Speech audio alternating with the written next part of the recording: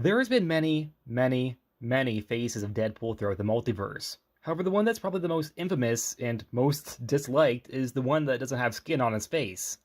That being the ultimate version of Deadpool. Now, like when we did the Ultimate Human video, this is about Earth 1610 Ultimate Universe, not the new Ultimate Universe.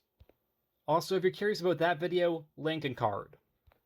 I would say shameless plug, but I also feel kind of shame for it. Shameful plug. I would also like to make a point by saying while I like the character of Deadpool, I wouldn't consider myself a Deadpool fan. I mean, yes, I like the character and get why so many people love him. He's just not my number one character, or in my top 50, maybe top 100. But also, I like a lot of characters.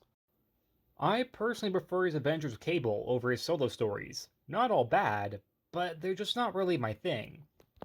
However, I do enjoy the Cable and Deadpool buddy friendship. Highly recommend the Baby Cable arc and during the whole Civil War stuff with a divorce. And no, calling it a divorce is not a ship or a fandom thing. It's actually called a divorce in the story itself. But even if you're not a huge fan of the character like myself, or maybe you even hate Deadpool, you know the basics. He's a merc with a mouth, an anti-hero, a mutie who breaks the fourth wall, has a healing factor better than Wolverine's, his words not mine, and never takes anything too seriously. Yet, for some reason, the Ultimate Universe just kinda booted almost all of that. And it's of course normal for 1610 to make some altercations and changes to characters, sometimes even huge ones like Spider-Woman, who in 1610 is a clone of Peter Parker. Even then, there's usually some parts of the original character still there, and the changes make sense in the universe canon. For example, the reason why Spider-Woman is now a Spider-Man clone is so she can slot into the Clone Saga. She still maintains a lot of the character's personality traits. That's not the case for Ultimate Deadpool. He shares the name and kinda a power set, but that's it. He's even called Wadey far more than Wade. Although, of course, it's not a name change, Wadey is just a reference to the name Wade, in a more mocking fashion. Although he refers to himself as Wadey, implying that it's a preference. Why would Wadey be your preference? Anyways, what is the story of Ultimate Deadpool? Wadey would make his first appearance in Ultimate Spider-Man issue 91 from 2006, which is titled Deadpool Part 1. This was mid-Spider-Man and Shadowcat romance, resulting in Kitty Pryde being a supporting character, hence bringing the idea of X-Men and X-Men related characters who slot into the book occasionally. In fact, in many ways, this book kind of became a Shadowcat book, with the focus kind of being split between Spider-Man and Shadowcat. They would also call Kitty Pryde at points Spider-Girl, even in this issue, which doesn't make a lot of sense to me because she isn't spider-themed, and she doesn't have spider powers. This issue starts with a pretty fun fight with Shadowcat and Spider-Man fighting the Ultimate Universe version of the Ringer, who I will admit I had no idea who that was until I searched it up. He's a minor Spider-Man villain from Earth 616, who I'm pretty sure I have read before, just didn't really realize it. Either way, this fight is very cool.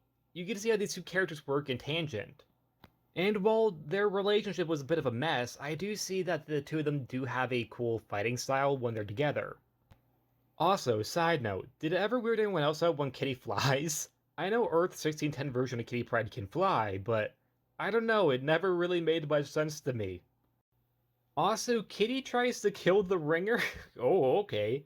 I like how Spider-Man is more worried about if she's okay, rather than that she just might have murdered a bank robber. I know he was robbing a bank, but I don't think that is really, that's a fit punishment.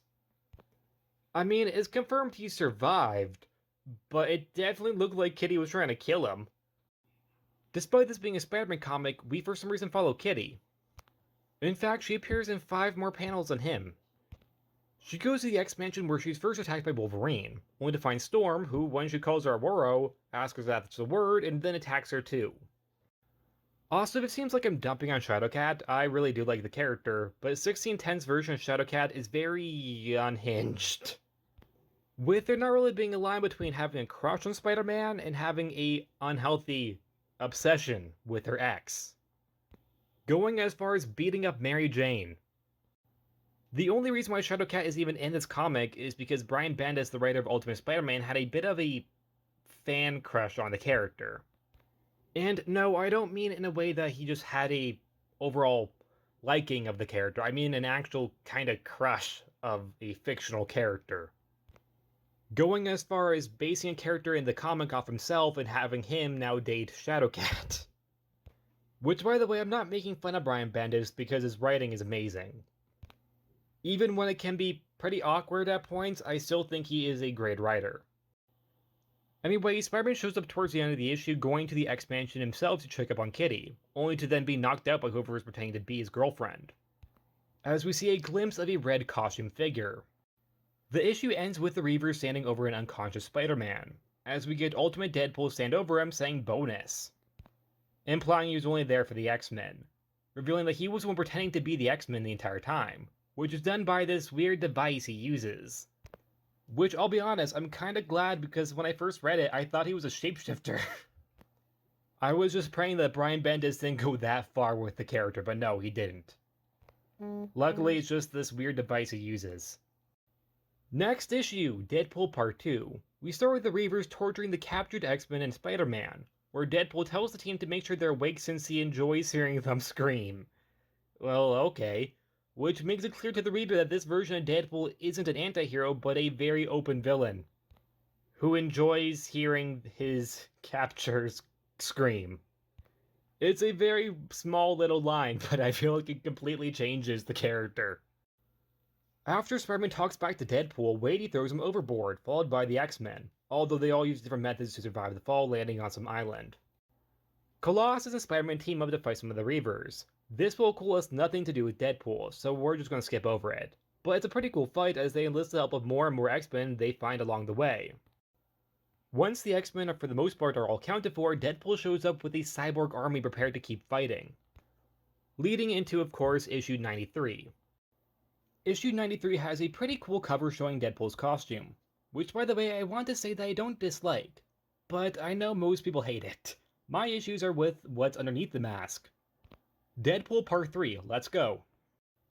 We get a pretty cool fight with Deadpool vs. the Heroes, where we get some cuttings of old footage of him being interviewed by the head of the Reavers, which is being played like the breaking of the fourth wall the character is most known for.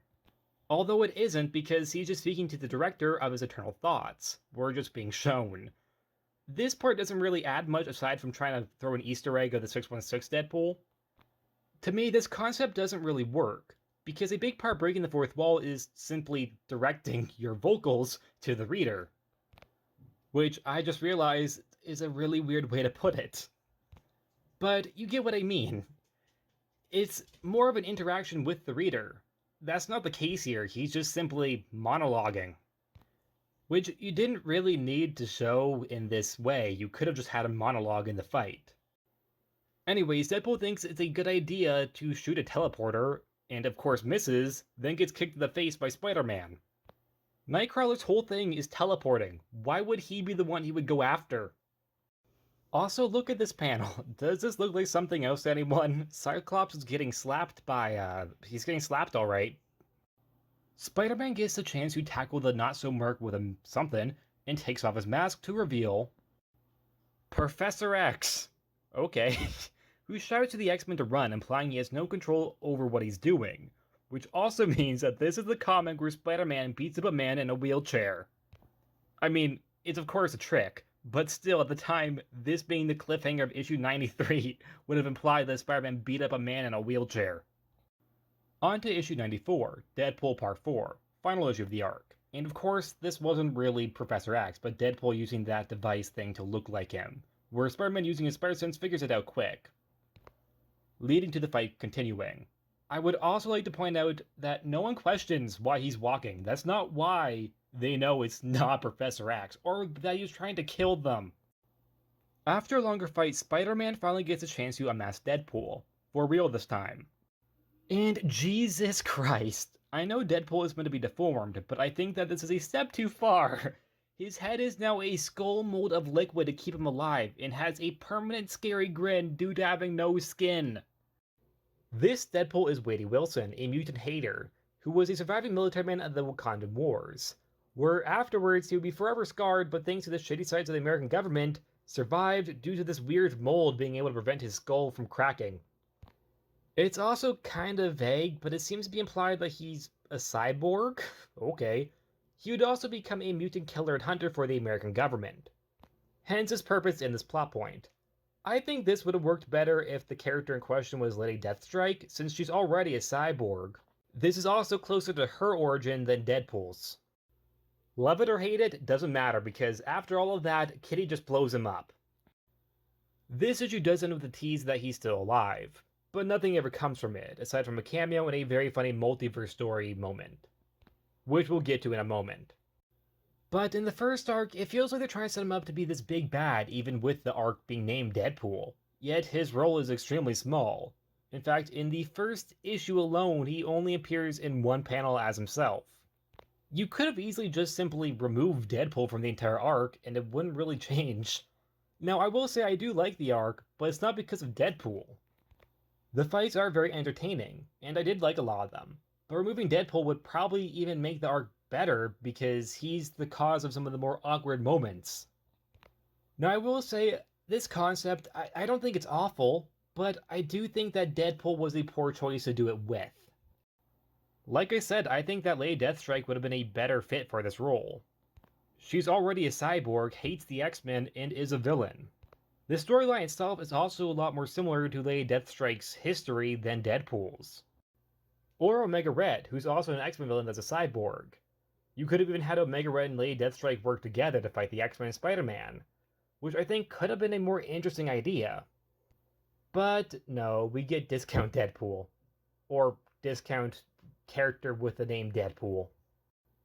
Ultimate Deadpool would return, briefly, which would happen in Deadpool Kills Deadpool, issue 4 from 2013, where he's a part of the evil Deadpool Corps, all of whom are killed.